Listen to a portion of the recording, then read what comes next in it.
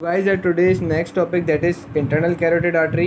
तो internal carotid artery को अगर हम डिस्कस करते हैं तो उसमें मैं एक चीज़ आपको बताना भूल गया था, वो ये थी कि इंटरनल कैरोटिड और एक्सटर्नल कैरोटिड इन दोनों के दरमियान में आपको देखो गैप नज़र आ रहा है। ये अगर एक्सटर्नल कैरोटिड है, ये इंटरनल कैरोटिड है, तो इन दोनों के दरमियान में गैप नज़र आ रहा है। तो इस गैप से क्या होता है कि देर आर मैनी स्ट्रक्चर्स जो कि हमारे पास कहाँ से कहाँ पास हो रहे होते हैं। ये हमारा है फोरामेन ओवे, जगलर फोरामेन।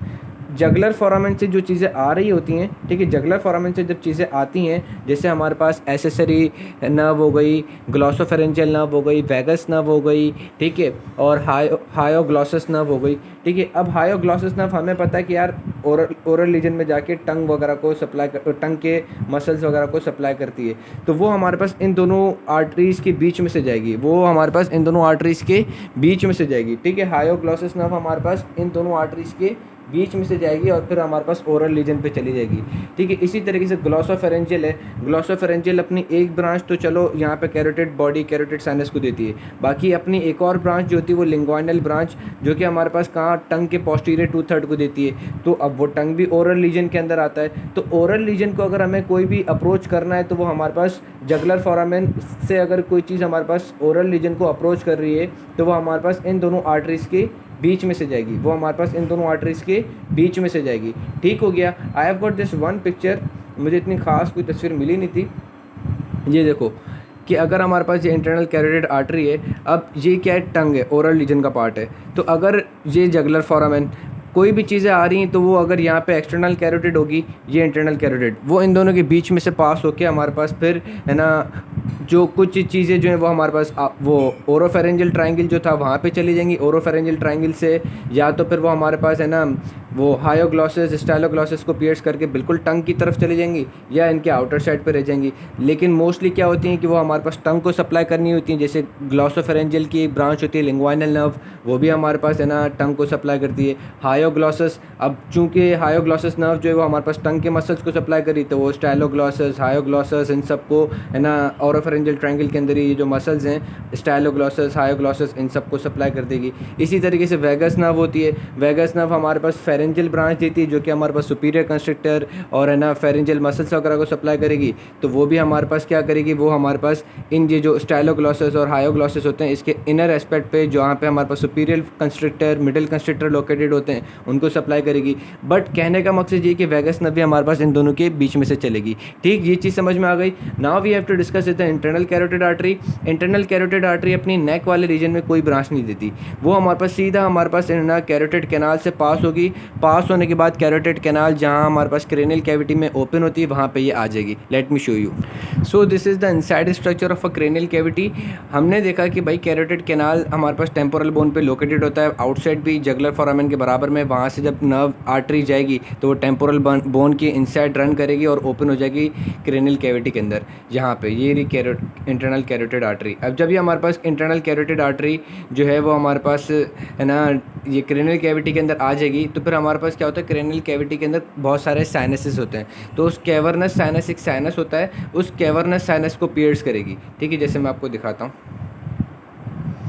अब ये हमारे पास क्या करेगी, इस कैवर्नस साइनस को पियर्स करेगी। अगर ये हमारे पास इंटरनल कैरोटिड आर्टरी है तो ये हमारे पास इस कैवर्नस साइनस को क्या करेगी, पियर्स करेगी। Internal carotid artery will pierce the cavernous sinus to come outside, ताकि ये हमारे पास क्या हो सके, आउटसाइड आ सके, ठीक है। और फिर वो अपनी ब्रांचेस देगी, जैसे आपको यहाँ पे दिख रही है ऑप्थेल्मिक ब्रांच, एंटीरियर ब्रांच, ठीक है, ये भी हम डिस्कस करते हैं।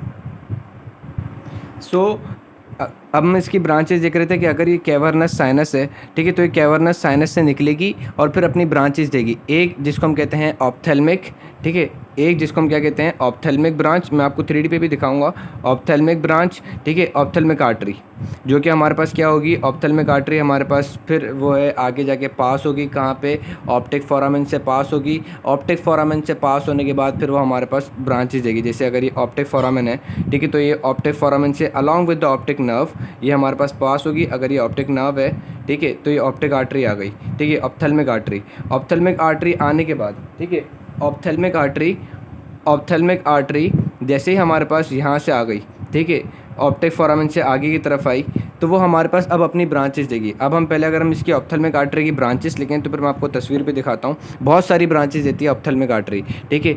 एक अगर हम देखें कि हमारे पास ऑप्थेल्मिक आर्टरी कौन कौन सी देती है, तो सबसे पहले ये देती है वो ऑप्थेल्मिक आर्टरी हमारे पास सबसे पहली ब्रांच देती है सेंट्रल लेटाइनल आर्टरी। सबसे पहली ब्रांच हमारे पास ऑप्थेल्मिक आर्टरी कौन सी देती है? सेंट्रल लेटाइनल आर्टरी, ठीक। पहली ब्रांच ये हमारे पास देती है सेंट्रल लेटाइनल आर्टरी। अब जैसे ही हमारे पास ऑप्थेल्मिक आर्टरी जो है वो ऑप्टिक कैनाल से आई, तो अब अपनी ये ब्रांचेस देगी। तो सबसे पहले इसने कौन सी दी? Central retinal artery. Central retinal artery will pierce the optic nerve. Central retinal artery क्या करेगी? ऑप्टिक नर्व को पियर्स करेगी, और फिर वो ऑप्टिक नर्व के साथ चली जाएगी, स्क्लेरा को भी पियर्स करेगी, ठीक है। ऑप्टिक नर्व के अंदर ही अंदर चलेगी, ठीक है, with the optic nerve fibres. उसके बाद वो हमारे पास क्या करेगी? वो हमारे पास है ना स्क्लेरा को पियर्स करेगी, ठीक। स्क्लेरा को पियर्स करने के बाद फिर हमारे पास सेंट्रल लेटाइनल आर्टरी जो है वो अपनी ब्रांचेस दे देगी कोरोइड लेयर के अंदर। वी कैन से कि जो ट्यूनिका वो था ना हमारा वेस्कुलरिस, जिसके अंदर हमारे पास कोरोइड लेयर थी, कोरोइड के बाद आगे सिलेरी बॉडी एंड एक्सेट्रा, ठीक है। तो कोरोइड लेयर जो कि वेस्कुलर लेयर थी, उसमें अपनी सेंट्रल लेटाइनल आर्टरी जो है वो फिर आगे डिवाइड हो जाएगी। जैसे अगर मैं आपको ड्रॉ करके दिखा दूँ हल्के से जल्दी, अगर ये हमारे पास सेंट्रल लेटाइनल आर्टरी है, ठीक है, वो ये चलेगी आगे, ठीक है, एंड देन ठीक है, सेंट्रल लेटाइनल आर्टरी आगे चलेगी and then it will divided into two sides, ठीक है। और फिर वो हमारे पास पूरी कोरोइड लेयर को वो ब्लड सप्लाई दे देगी। उसके बाद ही हमारे पास कौन सी देती है? उसके बाद ही हमारे पास ब्रांचेस देती है जिसको हम कहते हैं posterior ciliary artery and anterior ciliary artery. Posterior ciliary artery भी जो होगी वो हमारे पास क्या करेगी? पियर्स कर देगी, और साथ साथ में हमारे पास है ना सेंट्रल लेटाइनल आर्टरी के साथ रन कर जाएगी। एंटीरियर सीलियरी आर्टरी जो होगी, एंटीरियर सीलियरी आर्टरी जो है वो हमारे पास आगे जाके मस्कुलर वाले एरिया पे, जहाँ पे मस्कुलर एरिया होगा, ठीक है, मस्कुलर जहाँ पे ब्रांचेस, जैसे ये ब्रांचेस निकल रही है मस्कुलर ब्रांचेस, तो एंटीरियर सीलियरी भी उस एरिया पे जहाँ पे मसल वाला पार्ट होगा, जहाँ पे मसल्स हमारे पास स्क्लेरा से अटैच हो रहे होंगे, उस एरिया पे स्क्लेरा को पियर्स करके अंदर स्क्लेरा को सप्लाई करेगी। एंड हमारे पास, सॉरी इसमें आपको दिखाई नहीं, ठीक है, सॉरी यार, वो मैंने देखा नहीं था कि आप लोग को नहीं दिखा कि एंटीरियर सीलियरी आर्टरी जो कि वो हमारे पास आगे रन करेगी, ठीक है, स्क्लेरा पे पहुंचेगी। स्क्लेरा पे जहाँ पे मस्कुलर वाला पार्ट होगा उस एरिया पे जाके हमारे पास स्क्लेरा को पियर्स करेगी, जहाँ पे हमारे पास एक्स्ट्रा ऑक्यूलर मसल्स वगैरह अटैच हो रहे थे, ठीक है, जहाँ आई बॉल पे एक्स्ट्रा ऑक्यूलर मसल्स अटैच हो रहे थे, वहाँ पर जाके हमारे पास ये एंटीरियर सीलियरी आर्टरी जो है वो स्क्लेरा को पियर्स करेगी, और अंदर जाके कोरोइड लेयर के अंदर हमारे पास पोस्टीरियर सीलियरी आर्टरी के साथ एनास्टोमोस कर लेगी, ठीक। उसके बाद जो हमारे पास है ना एंटीरियर ये ऑप्थेल्मिक आर्टरी की जो ब्रांचेस होती हैं वो बहुत ज़्यादा इंपॉर्टेंट है। बाकी जो हमारी ब्रांचेज होंगी वो इस वजह से इंपॉर्टेंट हैं, ठीक है, क्योंकि वो हमारे पास एक, जो मैंने आपको पहले भी बताया था कि फ्रंटल बोन पे हमारे पास है ना फोरामेंस होते हैं, 2 फोरामेन होते हैं, एक वो पोस्टीरियर इथमॉइडल फोरामेन और एक एंटीरियर इथमॉइडल फोरामेन। 2 फोरामेन होते हैं, एक होता है एंटीरियर इथमॉइडल फोरामेन, एक पोस्टीरियर इथमॉइडल फोरामेन। तो एंटीरियर इथमॉइडल फोरामेन से हमारे पास anterior ethmoidal artery, anterior ethmoidal artery किसकी ब्रांच है? ऑप्थेल्मिक आर्टरी की ब्रांच है। वो हमारे पास जाएगी कहाँ से? फ्रंटल बोन इस एंटीरियर इथमॉइडल फोरामेन से जाएगी, ठीक है। जैसे वो हमारे पास एंटीरियर इथमॉइडल फोरामेन से जाएगी, तो मैंने आपको याद करो पहले भी बताया था कि एंटीरियर इथमॉइडल फोरामेन जो है, याद रखना, एंटीरियर इथमॉइडल फोरामेन हमारे पास ऊपर क्रेनियल कैविटी के अंदर ओपन होता है। अगर मैं इस फ्रंटल बोन को हटाऊं, सो गाइस, मैंने ये आप देखो कि मैंने जब फ्रंटल बोन हटाई तो एंटीरियर इथमॉइडल फोरामेन, याद रखना, हमारे पास क्रेनियल कैविटी में जहाँ पे इथमॉइडल बोन का क्रीबरीफॉर्म वाला पार्ट होता है वहाँ पे ओपन होता है, ठीक है। फिर जब वो हमारे पास क्रीबरीफॉर्म प्लेट वाले पार्ट पे आ जाती है एंटीरियर इथमॉइडल आर्टरी, फिर वो अपनी ब्रांचेस देती है दोबारा,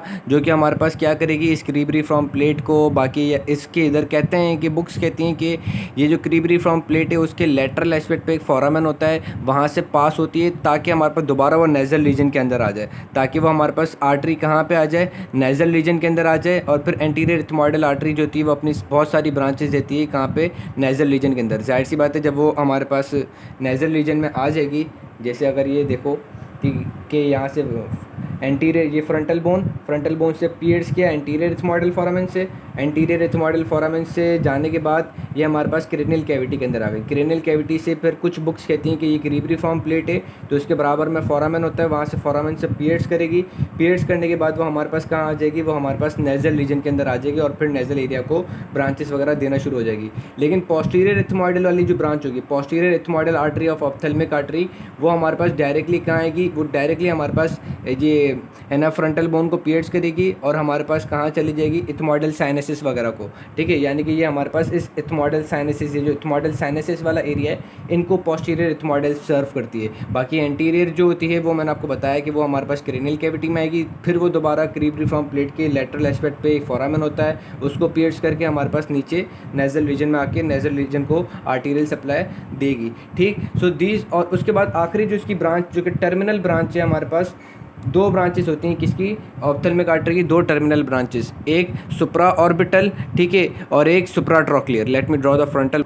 सो गाइज, ये आ गई हमारी फ्रंटल बोन। तो हमारे पास सुप्रा ट्रॉक्लियर जो है वो हमारे पास इस एरिया से आएगी, सुप्रा ट्रॉक्लियर, ठीक है, और सुप्रा ऑर्बिटल, ठीक है, सुप्रा ऑर्बिटल यहाँ से नहीं आएगी, सुप्रा ऑर्बिटल एंड सुप्रा ट्रॉक्लियर। अगर ये मैं ड्रॉ करूँ तो यहाँ पे हमारे पास सुप्रा ऑर्बिटल एंड सुप्रा ट्रॉक्लियर, ये दोनों टर्मिनल ब्रांचेस होंगी जो कि हमारे पास क्या करेंगी, हमारे पास फोरहेड वगैरह को सप्लाई करेंगी।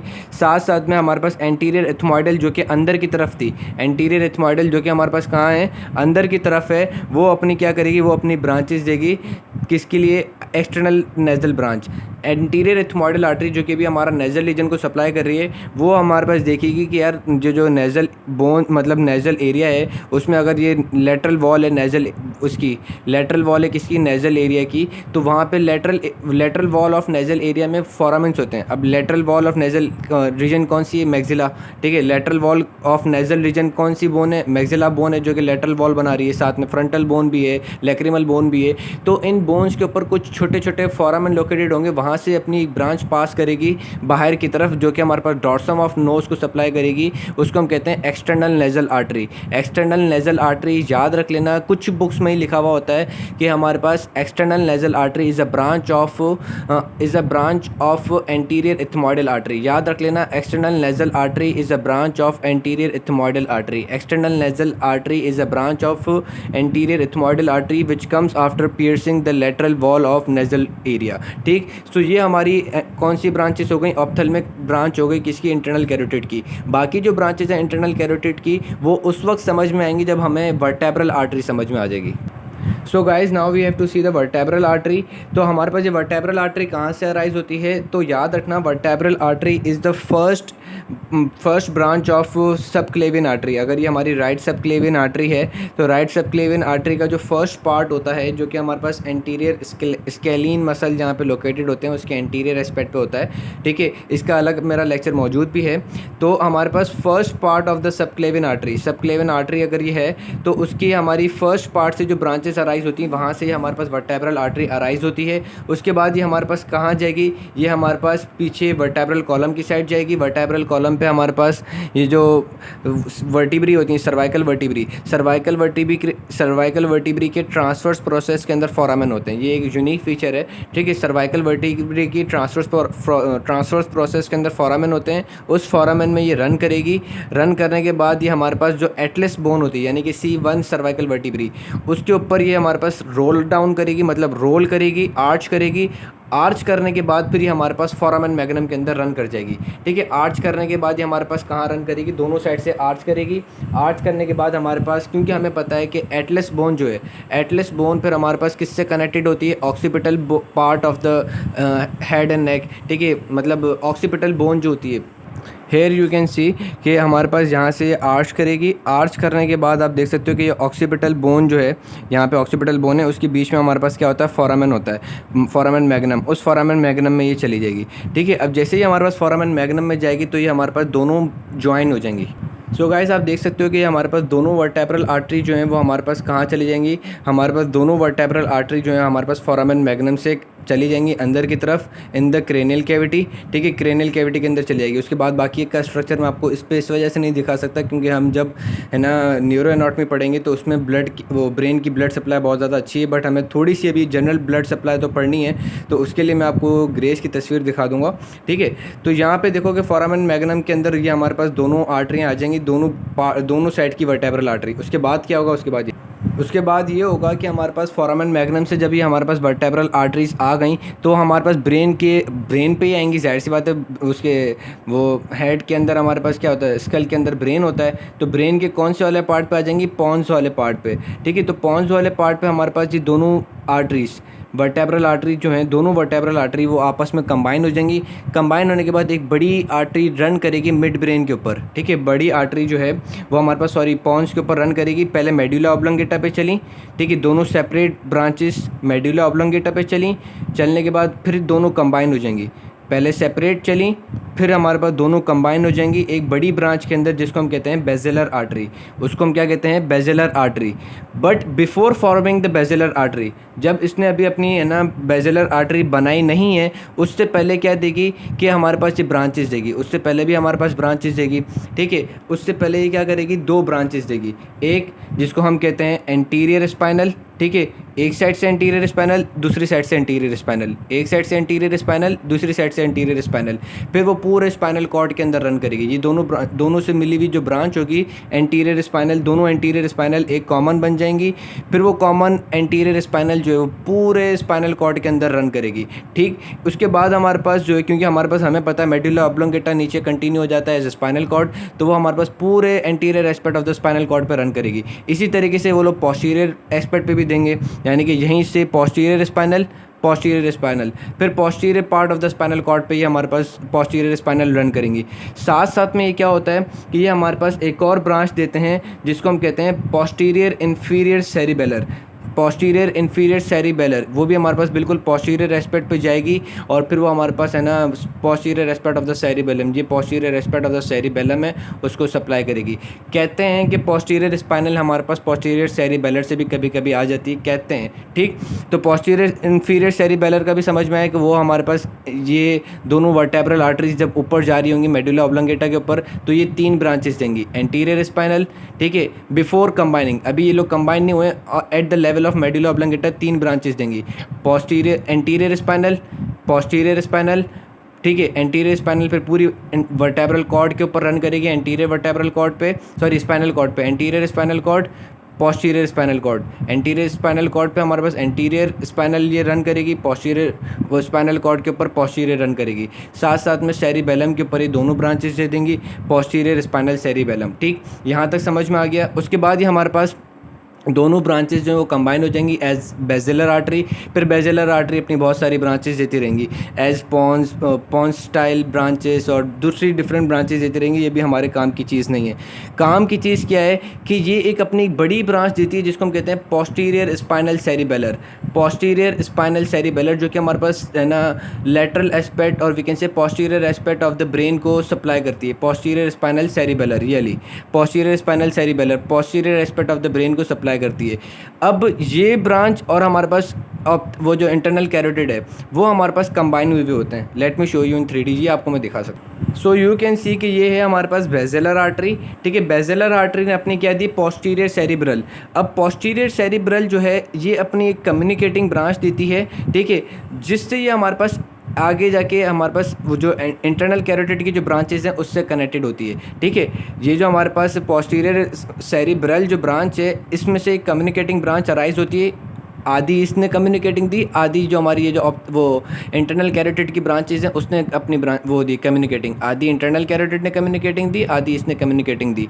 तो ये हमारे पास पोस्टीरियर कम्युनिकेटिंग ब्रांच होती है जो कि हमारे पास क्या करती है कि बेजेलर आर्टरी को कनेक्ट करवा रही होती है इंटरनल कैरोटिड आर्टरी के साथ, ठीक है। बेजेलर आर्टरी की कौन सी वाली पार्ट को, पोस्टीरियर सेरिब्रल को कनेक्ट करवा रही होती है हमारे पास वो इंटरनल कैरोटिड के साथ। इंटरनल कैरोटिड की भी कौन सी वाली पार्ट, इंटरनल कैरोटिड की मिडिल सेरिब्रल के साथ, ठीक है। इंटरनल कैरोटिड की एक ब्रांच होती है जिसको हम कहते हैं मिडिल सेरिब्रल, ठीक है। उसके साथ ही हमारे पास लिंक इस्टेब्लिश हो रहा होता है by posterior communicating artery. Posterior communicating artery से हमारे पास पोस्टीरियर सेरिब्रल और हमारे पास मिडिल सेरिब्रल जो कि इंटरनल वो कैरोटिड की ब्रांच है उससे हमारे पास कम्युनिकेशन जो है वो इस्टेब्लिश हो रहा होता है। इसी तरीके से हमारे पास क्या होता है कि इंटीरियर कैरोटिड की इंटरनल कैरोटिड की हमारे पास एक और ब्रांच अराइज होती है जिसको हम कहते हैं एंटीरियर सेरिब्रल। ठीक है, उसको हम क्या कहते हैं, एंटीरियर सेरिब्रल। तो दो एंटीरियर सेरिब्रल, ये भी एंटीरियर सेरिब्रल, ये एंटीरियर सेरिब्रल, इन दोनों के दरमियान में भी एक कनेक्शन इस्टेब्लिश हो रहा होता है बाय कम्युनिकेटिंग ब्रांच। यानी कि दोनों हमारे पास जो कि इंटरनल कैरोटिड आर्टरी की ब्रांचेस हैं, इंटरनल सेरिब्रल, इन दोनों के दरमियान में कम्युनिकेशन इस्टेब्लिश हो रहा होता है बाय एंटीरियर कम्युनिकेटिंग। तो ये जो हमारा पूरा एक सर्किल बन रहा है, ये हमारा एक पूरा जो सर्किल बन रहा है, ठीक है, ये जो पूरा सर्किल बन रहा है, इस सर्किल को हम कहते हैं सर्किल ऑफ विल्स। इसको हम क्या कहते हैं, सर्किल ऑफ विल्स, जिसमें क्या हो रहा है, posterior cerebral is connected with the middle cerebral through the help of posterior communicating. Posterior cerebral branch of basilar artery is communicating with the middle cerebral branch of internal carotid with posterior communicating। और हमारे पास दोनों आगे की तरफ जो कि internal carotid की branches हैं, एंटीरियर सेरिब्रल जो कि हमारे पास इंटरनल कैरोटिड की ब्रांचेस हैं, they are linked by anterior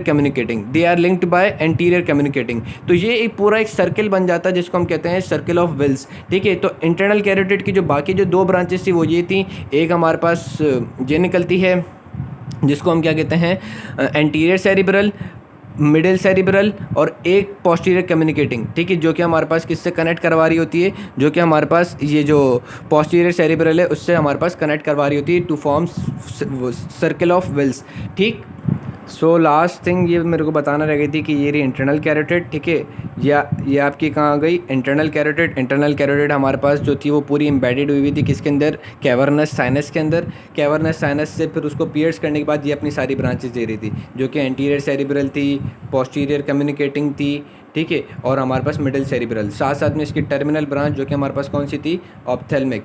यहाँ पे आप देख सकते हो ये हमारी ऑप्थेल्मिक। ठीक है, ophthalmic artery will go inside ठीक है, will go inside the optic foramen and then it will continue with the optic nerve. So this was the complete arterial supply of head and neck.